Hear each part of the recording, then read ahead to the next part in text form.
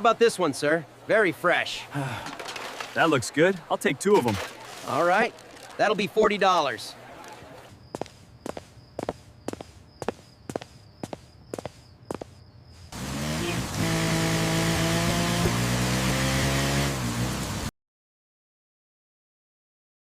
Yeah, pull up in the gold whip, neon lights reflecting off the drip.